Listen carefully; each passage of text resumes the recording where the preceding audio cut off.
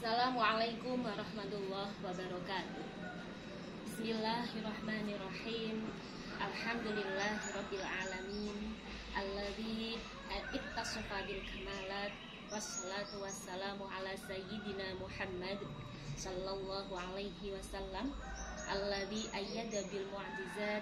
Al-qail innama bu'ithtu liutammima makarimal akhlaq wa ala alihi wa ashabihi alladzina fa'alu al-hasanat wa jtanibu al-munkarat.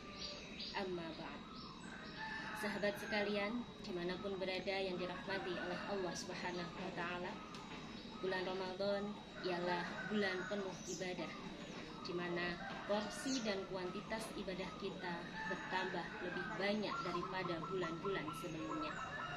Dalam hal beribadah, kesucian dan kebersihan menjadi perhatian yang khusus, sebab syarat sah dari suatu ibadah ialah terletak pada kesucian dan kebersihan. Hal ini juga yang mendasari kitab-kitab fikih atau kitab yang mengkaji hukum agama Islam selalu diawali pembahasan dengan bab at-thahar, yaitu bersuci. Fa inna tuhura syatrul iman. Sabda Nabi Muhammad tersebut bermakna kesucian ialah sebagian daripada iman. Dari situ seyogyanya kita semua selaku umat muslim, khususnya kaum perempuan, memberikan perhatian yang khusus dan mensikapinya dengan benar dan tepat. Mengapa dengan perempuan? Karena dengan segala keistimewaan dan kodrat yang telah diberikan Allah kepadanya, mengharuskan perempuan mempunyai daya inspeksi yang kuat terhadap kesucian. Bagaimana tidak? Karena dari keenam hal yang mewajibkan mandi besar saja, keseluruhannya dialami oleh mayoritas perempuan. Bahkan 3 dari keenam hal tersebut dikhususkan hanya untuk perempuan, yaitu haid, nifas, dan wiladah. Sahabat, kita sebagai kaum perempuan yang telah mengetahui bahwa syarat sah dari suatu ibadah ialah terletak pada kesucian dan kebersihan, terutama ibadah mahdhah, yaitu ibadah yang sudah ditentukan syarat dan rukunnya, yaitu salah satu contohnya ialah ibadah sholat dan puasa. Maka sudah sepastinya atau setidaknya kita selalu memperhatikan hal-hal yang terkait dengan kesucian di ibadah-ibadah mahdhah tersebut. Misalnya, bagaimana hukumnya ketika perempuan haidnya terhenti pada saat azan subuh? Apakah juga diwajibkan berpuasa di hari itu juga? Dan bagaimana jika perempuan di sepanjang bulan Ramadan mengalami istihadah? Bagaimana teknis wudunya, salatnya, dan bagaimana hukum puasanya, serta lain sebagainya. Dan juga perempuan sebagai role model yang mempunyai jiwa penggerak untuk mewujudkan keluarga yang sehat dan bahagia, sudah sepastinya mampu memilah dan memilih makanan yang sehat, halal, dan juga suci menyehatkan. Seperti halnya dalam cuplikan ayat ke-57 dalam surat Al-Baqarah, A'udzubillahi minasyaitonirrajim, Kulu min thayyibati ma razaqnakum.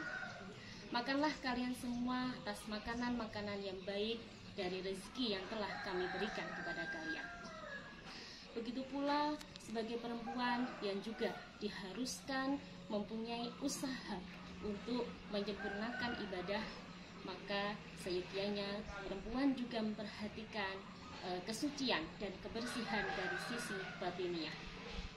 Seperti yang telah dituturkan Syekh Hatim Al-Asam, yaitu idza hadara waqtus sholati tawaddu wudu'aini, wudu'an zahiran wa wudu'an batinan.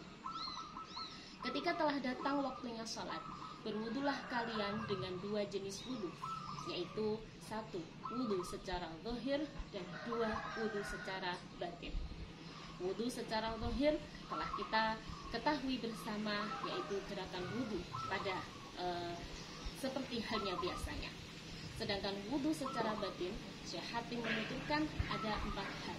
yaitu at-taubatu wan nadamah wa tarkus syakki wa tarku hubbid dunya.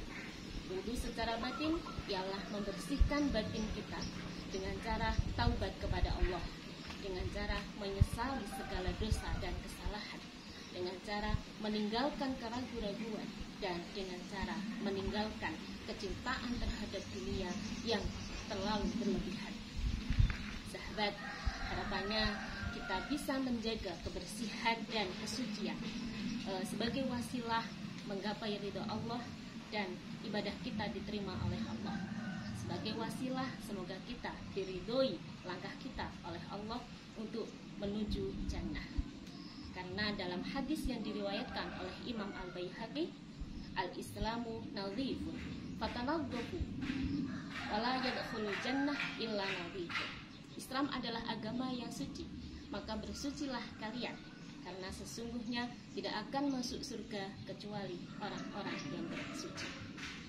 Sahabat sekalian, perempuan dengan sistem reproduksi yang telah diamanahkan kepadanya sudah jelas menunjukkan bahwa perempuan mempunyai peran sebagai pendidik generasi bangsa yang hebat.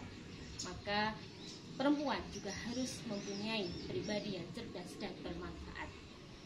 Marilah kita menjaga kebersihan dan kesehatan, karena di dalam kebersihan ada kesehatan, dan di dalam kesehatan niscaya kita akan mendapatkan nikmat kebahagiaan. Allahumma ja'alna minat tawabina wal mutatahhirin. Semoga Allah menjadikan kita semua golongan umat atau orang yang bertaubat, serta golongan orang yang mensucikan diri. Wal'afu minkum wallahu jazil ila sabil. Assalamualaikum warahmatullahi wabarakatuh.